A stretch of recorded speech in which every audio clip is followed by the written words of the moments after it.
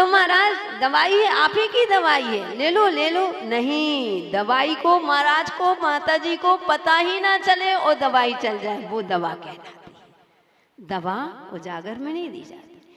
तो उन्होंने सारे नगर में जितने चौके लगे थे, हर चौके में लड्डू बनवा के उसमें दवा मिलवा के उसमें बीच में लड्डू में दवा रख के औरतों लड्डू पहुंचा दिए और कह दिया महाराज का जब आहार हो तो सबसे पहले लड्डू से ही आहार कराना। शुरुआत में सभी को महाराज को लड्डू देना है जिस चौके, क्योंकि महाराज एक चौके के नहीं कि एक चौका लगा तो महाराज चले जाएं। महाराज लोग निमंत्रण से नहीं जाते हैं। बंधुओं, देश परिस्थिति देश कैसा है इसकी बात नहीं कर रही हूँ। वैसे आगम में तो यही है कि कभी भी साधु को एक चौका होता है तो साधु आहार के लिए नहीं उठते, क्योंकि उनको अधाकरण का दोष लगता है। जब आप आगम उठाओगे बंधु, कितने साधु के आहारों के दोष होते हैं। 40 दोष को टाल करके साधु आहार करते हैं। 32 अंतरायों को टाल करके तो उन्होंने दवा भेज दी और महाराज को वह दवा चल गई और महाराज स्वस्थ हो गए। इसको कहते हैं औषधि दान। तो बंधुओं, कभी भी हो, मेरा कहने का तात्पर्य, कभी भी महाराज माता जियों के पास जाओ, कम से कम एक बार तो पूछो कि माता जी हमारे लिए कोई सेवा, हमको कोई औषधि आदि का ऐसा अवसर दो कि हमें अपने कर्तव्य का पालन कर सके। आप ही लोग नहीं बताएंगे तो क्या करेंगे। बंधुओं, समय ऐसा है, इसलिए साधु को श्रावक ने हमने बताया कि आप लोगों ने अपने कर्तव्य छोड़ दिए हैं, इसलिए साधु को अपने मुख से वो भी अपने लिए नहीं कहते। संग होता है तो संग के लिए कि डॉक्टर बुला लीजिए, थोड़ा सा वैद्य जी को दिखा दो, थोड़ा सा माता जी अस्वस्थ हैं, अरे उनको मुंह से कहना ही ना पड़े। आप लोगों को बुला करके, आपसे मैं गुवाहाटी वालों की चर्चा नहीं, जो मेरी बात सुन रहे हैं, मैं सभी के लिए इस श्रावकों की वर्णन चल रहा है, श्रावकों की चर्चा चल रही है। यहाँ पर ऐसा नहीं कि गुवाहाटी असम बस के लिए। बंधुओं, कहने का तात्पर्य, कहीं में भी जो भी नगर में साधु आते हैं, जो भी श्रावक चतुर्मास आदि कराते हैं, तो आपका पहला कर्तव्य होता है कि कभी भी साधु हो तो उनके लिए दवाई लेकर के पहुँचो। अपने आप पहुँचना चाहिए, अपने हाथों से कराना चाहिए, और नहीं कर सकते हो तो कम से कम उनकी इतनी व्यवस्था बनाना चाहिए। ये आपका अपना कर्तव्य, क्योंकि पहले ही कह दिया कि दानम की दान सबसे पहला मुख्य कर्तव्य है। दूसरे में शास्त्र का आता है कि शास्त्र दान कभी भी होते हैं, साधु के लिए शास्त्र दान देना चाहिए। उनकी कोई लेखनी आदि के माध्यम से कोई प्रकाशन आदि हो रहा है, उन्होंने अपनी लेखनी से कोई भी ग्रंथ आदि लिखते हैं, तो कौन साधु थोड़े छपवाएगा, साधु के पास पैसा थोड़ी है, कौन छपवाएगा, आप ही लोग तो छपवाएंगे। तो आप लोगों को उनका प्रकाशन कराना चाहिए। कहते हैं कुंद आचार्य महाराज ने एक ग्वाला जब ग्वाले की अवस्था में थे, एक शास्त्र ही तो दान दिया था। उस शास्त्र दान का इतना बड़ा प्रभाव कि वे आज इतने बड़े कुंद स्वामी बन गए, जिनकी आज हम आराधना कर रहे हैं। उन्होंने ऐसे ऐसे शास्त्र लिखे। तो उनको ज्ञान कहाँ से आया, कैसे ज्ञान आ गया? क्या पुस्तक को पढ़ लेने से ज्ञान आता है क्या? नहीं, कभी भी हो बंधुओं, कभी भी शास्त्र आदि का मौका लगे तो सबसे पहले शास्त्र दान करो साधुओं को। इससे आपकी कहते हैं कितनी पीढ़ी तक, कहते हैं जो साधुओं को शास्त्र दान देता है, साधुओं के से जो लेखनी से जो शास्त्रों का प्रकाशन आदि कराते हैं, कितनी भी पीढ़ी तक कहते हैं उनकी मंद बुद्धि संतान नहीं होती। ये संत निवास होते हैं, ये मंदिर होते हैं, इसमें सबसे पहला साधु का, कोई भी साधु आता है उनको रुकने का स्थान, उनका दायित्व, मतलब उनको उनकी बपोती कहलाती है, वो रुक सकते हैं, उनको अपने संगे नहीं ले जाना।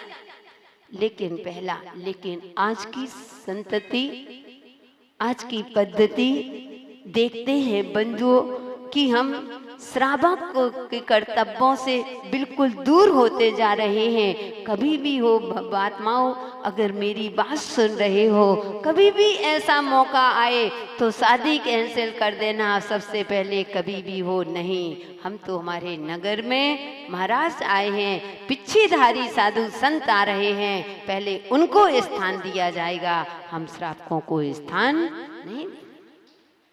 तो इसलिए बंधु उस अभयदान, उस चौथे नंबर पर आता है आहार दान, कि आहार दान देना अपना पहला कर्तव्य होता है। कभी चिंतन करो बंधु, कहते हैं बिना आहार दिए आपको, अगर नगर में साधु हैं तो बिना आहार दिए भोजन भी नहीं करना चाहिए। चिंतन करो उन भरत चक्रवर्ती को, जब उनकी आंखों में आंसू थे, उनसे पूछा गया, सेवक पूछते हैं कि महाराज आज आपकी आंखों में आंसू? बोले हाँ, मेरी आंखों में इसलिए आंसू है क्योंकि आज इन हाथों से मुझे अतिथि को दान देने का सौभाग्य नहीं मिला, इसलिए आज मेरे हाथ नहीं, इस सर्प के फण दिख रहे हैं। ओहो, एक दिन अगर आहार नहीं मिला, उन साधु संतों को आहार देने का सौभाग्य नहीं मिला, तो वह चक्रवर्ती महाराज कहते हैं कि ये आज हाथ नहीं, ये मुझे अपने हाथ कैसे दिखाई दे रहे हैं? सर्प के फण जैसे दिखाई दे रहे हैं। बंधु, कहाँ गया वह समय? ओ आज आहार के लिए बुलाना पड़ता है, ड्यूटी लगाना पड़ती है कि तुम्हारी ड्यूटी है, तुम आहारों में जाओ। अगर एक ग्रुप को बुला लिया तो दूसरा ग्रुप रूठ गया, और दूसरा ग्रुप को बुलाया तो तीसरा ग्रुप रूठ गया। हम हमारे ग्रुप के लोग करते हैं व्यवस्था, ओहो, उसी में अहंकार, उसी में ममकार कि हमारा ग्रुप कर रहा है, हम ग्रुप के हैं, हम उसके हैं। बंधु गलत, अगर ऐसी तुम्हारी प्रक्रिया चल रही है, अभी तो तुम श्रावक क्या, पूर्णता मिथ्या दृष्टि में नहीं कह रही, आगम कहता। दान स्वयं के लिए, अपनी आत्मा को पवित्र करने के लिए, अपनी रोग कहते हैं जितनी भैया वृत्ति करोगे, जितने साधुओं को आहार दोगे, उतने ही आपकी निरोगी काया होगी, आपका सुंदर शरीर आपको मिलेगा। ये अपने लिए कर रहे हो, यश कीर्ति आपकी ही यश कीर्ति बढ़ती है। अगर ड्यूटी से आ रहे हो कि हम उस ग्रुप से आ रहे हैं, कहीं हम उस ग्रुप से आ रहे हैं, हम उसके मेंबर हैं, हम उसके मेंबर हैं, तो ध्यान रखना, आहार दे करके भी तुमने पाप कमा लिया। आहार देकर के भी आपने पाप का बंद कर लिया, इसलिए अहो भाग समझना चाहिए। कहते हैं वैसे ही इस देश में बंधुओं साधु संत नहीं आते हैं, अपना भागता है श्रावक, अहो भाग कि मुझे साधु संतों के लिए इतना पुण्य मिला। अगर नहीं दे सकते हो तो कम से कम बंधुओं देखो, ओम जी रोज आपको संकेत करते हैं कि आइए माता जी की पारना है, अथवा साधु संतों को आहार दीजिए। नहीं दे पाते हो तो आहार देखो, एक कितना इससे भी तो धर्म प्रभावना होती है। लेकिन बंधु आज के श्रावक बिल्कुल भी हर चीजों से अपने कर्तव्यों को छोड़ चुके हैं। आगम कहता है अगर आप कर्तव्यों का पालन नहीं कर रहे हो, साधु नगर में होकर के भी अगर आप आहार नहीं दे पा रहे हो, तो आप स्वयं सोच लेना, मुझे कहने की आवश्यकता नहीं है कि आप क्या हैं। कहते हैं जो सम्यक दृष्टि श्रावक होता है तो भोजन बाद में करता है, पहले अपने दरवाजे पर खड़े होकर के पड़गाहन करता है। भले ही नगर में साधु नहीं है, तो भी अपने कलश को लेकर के, मंगल कलश को लेकर के वह पड़गान करता है, हे स्वामी नमोस्तु नमोस्तु नमोस्तु। हो सकता है कोई रिद्धिधारी आ जाए, लेकिन पंचम काल में नहीं आएंगी, नहीं तो कह दो माता जी। कहने का तात्पर्य आपको उस नवदा भक्ति का पुण्य लग गया। लेकिन ऐसा नहीं होटल का मंगा के रख लिया, चलो माता जी ने कहा था कलश को ले जा करके वो बाहर कह दे हे स्वामी नमोस्तु नमोस्तु नमोस्तु, तो पाप का बंद हो।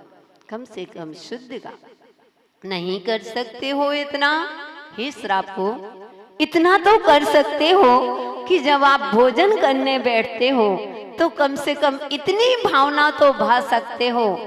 इधर नहीं, हम माता जी बिल्कुल आपने कहा था ना वैसे ही करते हैं। जहां नगर में साधु नहीं है वहां की बात मैं कर रही हूँ। जब भोजन करते हो सब लोग नियम ले लो कि जब भोजन करेंगे तो इतना कह के कि 3 कम 9, ऐसे नहीं शाम के समय, वो भी 10 बजे जब शुद्ध भोजन कर, और तुमने भोजन नाश्ता ना किया हो उस समय की बात, जो भोजन 1 टाइम 2 टाइम, तो सुबह नहीं तो पता चलो सुबह कहने लगो 7 बजे भोजन हो रहा हमारा भोजन तो कहते हैं जब भोजन करने बैठो तो आपको ये भावना, ढाई दीप में जितने भी मुनिराज आरिका श्रावक श्रावका चतुर्विद संघ है उनका भगवान निरंतराय आहार हो, इसके बाद में मैं पीछे के भोजन करूं। इतना तो कह सकते हो ना कि जब भोजन करने बैठो इतनी आपने भावना भाली कि जितने भी ढाई दीप में चतुर्विद संघ है, मुनि आरिका श्रावक श्रावक, एलक छुल्लक छुल्लिका माता जी ये सब उत्कृष्ट श्रावक में आते। तो कहते इनका निरंतराय आहार हो, इसके बाद मैं भोजन करूं, कम से कम पुण्य तो कमाओ। हमारा आगम कितना तुमको बता रहा है कि ऐसे नहीं कर सकते हो तो ऐसा करो, ऐसा नहीं कर सकते हो इसमें भी पुण्य है, इसमें भी पुण्य है, इसमें, लेकिन फिर भी हम जानबूझ करके सोए हुए। वो बैठ गई, शास्त्र भी जल्दी नहीं है पीछे की ताकत पीछे से उठाने की, लो शास्त्र जल्दी बंद कर दिया, उठा। तो आपने उनकी चर्या सुचारू रूप से चलती रहती है तो समझिए कि हमारा दान सार्थक हो। अब दान का भी कहते हैं हर किसी को नहीं दिया जाता, किसको दिया जाता है? पात्र को। सुपात्र को दान दिया जाता है, कुपात्र को दान नहीं दिया जाता है। जहां हमारा दान सार्थक हो ऐसे दो, ऐसे भी बहुत सारे लोग होते हैं कुपात्र होते हैं। कुपात्र को दान देने से हमने आपको पर्युषण पर्व में बताया था कि एक राजा ने, एक मछुआरा एक व्यक्ति आ गया और उसको 1 रुपए दे दिया था दान में, और जैसे ही दिया उस मछुआरे ने, उस व्यक्ति ने मछली का जाल बना लिया, और जाल बनाने के बाद उससे बिजनेस करने लगा और खूब उसका धंधा बढ़ने लगा। इस राजा के इतनी संपत्ति होते हुए भी इसके घर में दीनता दरिद्रता आने लगी। राजा को चिंता हो गई, मैं इतना दान देता हूँ, इतना सब कुछ करता हूँ, फिर भी मेरे घर में दरिद्री क्यों? फिर वो एक मुनिराज के पास जाते हैं कि महाराज मैं इतना दान करता हूँ लेकिन घर में दिनों दिन पैसा घटता जा रहा है और तो घर में दरिद्रता आती जा रही है। महाराज कहते हैं कि हे राजन, तुमने कुपात्र को दान दिया था। क्या दान? उसको याद नहीं। उसने कहा तुमने 1 रुपए उस मानव को दिया था, उसने उससे मछली का जाल बनाया है, उस जाल में मछलियां पकड़ता है और अपना पेट भरता है, उससे तुम्हारे पूरा पाप तुम्हारे सिर पर जाता है। तो जैसे भी हो उस जाल को अलग करो। और बंधु सेठ गया, उस जो मछुआरा था उसके यहाँ से वह जाल लेता है, उस जाल को लेकर के वो जलवा देता है, आग लगा देता है। वह जब जाल जल गया, पता चला सेठ के घर में जैसी संपदा थी दिनों दिन पुनः बढ़ने लगी। ये बंधु दान का प्रभाव होता है। इसलिए दान हमेशा चतुर्विद संघ होते हैं, उनको आहार दान, औषध दान, अभय दान, ज्ञान दान, इस 4 प्रकार के जब हम दान देते हैं तो हम अपने जीवन को पावन और पवित्र बना लिया करते हैं। समय अपना पूरा हुआ। आगे की गाथा में आचार्य महाराज यहाँ श्रावक के और साधु के लिए भी कह दिया कि ध्यान और अध्ययन, साधु बिना ध्यान के नहीं रह सकता है। जो साधु ध्यान नहीं करता वह साधु नहीं कहला सकता है, साधु कहलाता है। इसलिए साधु के लिए संकेत करते हैं कि तुमको ध्यान जरूरी है और ज्ञान जरूरी, यानी अपना अध्ययन। अगर दो नहीं किए तुम कैसे साधु? जब श्रावक के लिए कह दिया कि श्रावक नहीं हो सकता है, तो हे साधु, अगर तुमने ध्यान नहीं किया, तुमने अध्ययन नहीं कर रहे हो, तो तुम साधु नहीं कहला सकते हो। पिछले कमंडल लेने से साधु नहीं होते, पिछले कमंडल लेने से साधु नहीं। अपने जीवन में साधु, इसलिए साधु को देखा, साधु अपना ध्यान भी करते हैं, वो अपने अध्ययन भी करते हैं। बहुत सारे लोग माता जी हमसे बातें करो, जब आते हैं तो आप तो बस कुछ ना कुछ लिखते रहते हो, पढ़ते रहते हो। अरे भैया, हमारे गुरुजी से हमने ऐसी स्कूल में शिक्षा ली है कि वहाँ पढ़ाई के अलावा कुछ नहीं था। जहाँ पर हमने अध्ययन किया है, आचार्य गुरुदेव विराग सागर जी महाराज, इनकी यूनिवर्सिटी ऐसी है कि जाकर के इनकी कॉलेज में, स्कूल में जो भी अध्ययन करता है वही संस्कार है कि व्यर्थ का नहीं, अपना स्वाध्याय करो, अपना अध्ययन करो। क्योंकि जब तुम अपने कर्तव्य करते हो फिर तो हम साधु हैं। तो साधु भी, हर साधु बंधु अपना अध्ययन करता है, ध्यान करता है। कभी भी साधु की कमी नहीं देखना। कोई हो सकता है तुम्हें कभी बातें करते, तो उनका ऐसा नहीं है कि बातें ही करते हैं, परंतु उनका चिंतन चलता है। वह अपना ध्यान आगे पीछे अपना, लेकिन ज्ञान तो करते हैं, अध्ययन करते हैं। तो श्रावक और साधु के लिए दोनों मुख्य कर्ता वो नहीं है, तो इसके बिना ना साधु और ना श्रावक। ऐसी पुनीत भावना के साथ अगली गाथा कल देखेंगे। जय बोलिए महावीर भगवान की।